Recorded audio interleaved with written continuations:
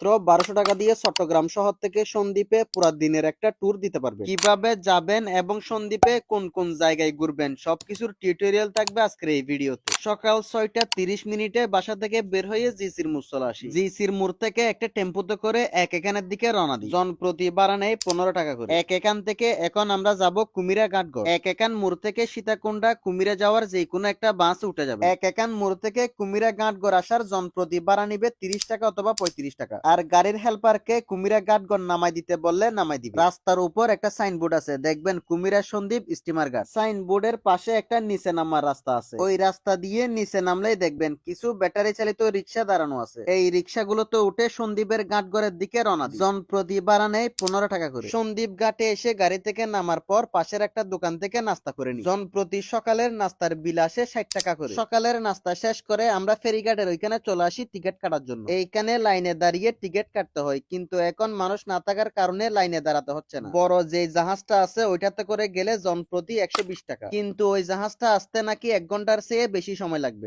Speed boat গুলো সবসময় চলে, যেগুলোতে করে গেলে জনপ্রতি ভাড়া নিবে 250 টাকা করে। আমরা জনপ্রতি 250 টাকা করে দিয়ে স্পিড বোটের টিকিট কেটে ফেলি। টিকিট কাটার পর স্পিড বোটে ওঠার জন্য ঘাটের দিকে হাঁটতে থাকি, কিন্তু স্পিড বোটের টিকিট 250 টাকা হিসেবে অনেক বেশি। আমরা তো একদিন ঘোরার জন্য যাচ্ছি, কিন্তু যারা প্রতিদিন যাচ্ছে তারাই জানে যে এই টাকাটা ম্যানেজ করা কত কষ্ট। আমরা যেখান থেকে টিকিট কাটছিলাম চাইলে ওইখান থেকে ভ্যান গাড়ি করে ঘাটগড় পর্যন্ত আসতে পারে। জনপ্রতি ভাড়া নিবে 20 টাকা করে, কিন্তু আমরা তিনজন কথা বলতে বলতে চলে আসছি। ঘাটগড়ের এইখানে এসে দেখি লম্বা লাইন। সকালবেলা সন্দ্বীপ থেকে বুট না আসার কারণে সবাই বুটের জন্য লাইন ধরে দাঁড়ায় আছে। কিছুক্ষণ লাইনের মধ্যে দাঁড়ানোর পর হঠাৎ দেখি 3-4টা বুট চলে আসে। গেটের মুখে একজন লোক টিকিট গুলো চেক করে করে ঢুকাচ্ছে। আমরাও টিকিট গুলো জমা দিয়ে স্পিড বুটে ওঠার জন্য চলে আসি। এখানের স্পিড বুট গুলো অনেক বড়, একটা বুটের মধ্যে 22 থেকে 25 জন বসা যায়। জীবনে প্রথমবারের মতো এরকম স্পিড বুটে উঠেছি, আগে কখনো এরকম বুটে উঠি নাই। এই পারে কুমিরা ঘাট, ওই পারে সন্দ্বীপের গুপ্তচরা ঘাট, মাঝখানে প্রায় 15 কিলোমিটার সাগর। এরকম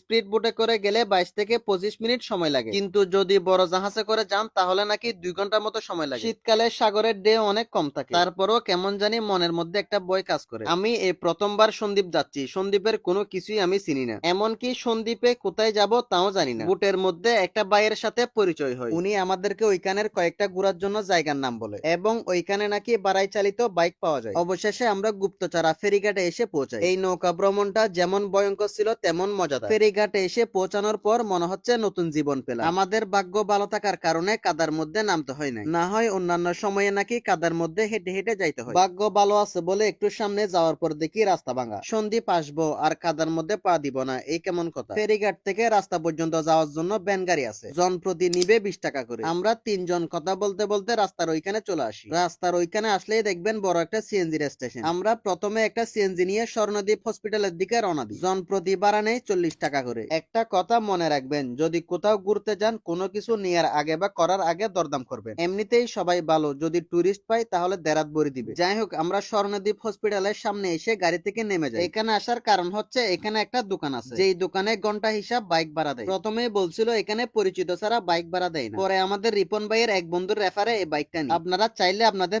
এনআইডি কার্ডের ফটোকপি জমা দিয়ে বাইক ভাড়া নিতে পারেন। এইখানে বাইক ভাড়ার সিস্টেম হচ্ছে ঘন্টায় 150 টাকা করে। তেল তুল যা লাগে সব দোকানের মালিকে ঢুকাই দিবে, আপনারা শুধু পার ঘন্টায় 150 টাকা করে দিয়ে দিবেন। যে গাড়ি দিছে সারাদিন চালাইলে মনে হয় 2 লিটার তেল যাবে না। যাই হোক, আমরা তিনজন এক গাড়িতে উঠে সন্দ্বীপ ঘোরার জন্য রওনা দিই। প্রথমে যাব সন্দ্বীপের সবুজ চর। সন্দ্বীপের পর্যটন স্থানগুলো গুগল ম্যাপের মধ্যে দেওয়া নেই, মানুষের কাছ থেকে জিজ্ঞাসা করে করে যাইতে হয়। সবুজ চর যাওয়ার পথে দেখবেন সন্দ্বীপের মডেল মসজিদ। সবুজ চর যাওয়ার পথে অনেকগুলো ইতিহাসের সাক্ষী হলাম, মানুষের কাছ থেকে জিজ্ঞাসা করে করে কই থেকে কই গেলাম গো আমরা নিজেও জানি না। আপনারা যখন সন্দ্বীপে আসবেন, সন্দ্বীপে আসার পর একটা বাইক ভাড়া নিবেন, এরপর যেদিকে মন চায় ওইদিকে চলে যাবেন। সন্দ্বীপ হচ্ছে একটা দ্বীপ যার চারপাশেই সাগর, তাই আপনারা যেদিকে যাবেন ওইদিকেই বিচ পাবেন। সবুজ চর আসলে এখানে অনেক বেড়া দেখবেন। সন্দ্বীপে নাকি প্রায় গড়ের মধ্যে 200 থেকে 300 বেড়া আছে। আমরা এই বাইকটা নিয়ে যেদিকে মন চায় ওইদিকে চালাইছি আর ঘুরছি। কোথায় কোথায় গেছি আমরা নিজেরাও জানি না। আপনারাও বাইক ভাড়া নেওয়ার পর যেদিকে ইচ্ছে ওইদিকে চালাবেন আর ঘুরবেন। আমরা সন্দ্বীপের বেশ কিছু জায়গায় ঘোরাঘুরি করছি। দুপুরের ভাত খাওয়ার জন্য আমরা সন্দ্বীপের নাজিরহাটে চলে আসি। নাজিরহাটে এসে আমাদের বাইকটা এক জায়গায় রেখে বাই বাই হোটেল নামের একটা হোটেলে চলে আসি দুপুরের খাবার খাওয়ার জন্য। দুপুরের ভাতের মধ্যে ছিল টমেটো ভর্তা, বেগুন ভর্তা আর একটা গরুর মাংস।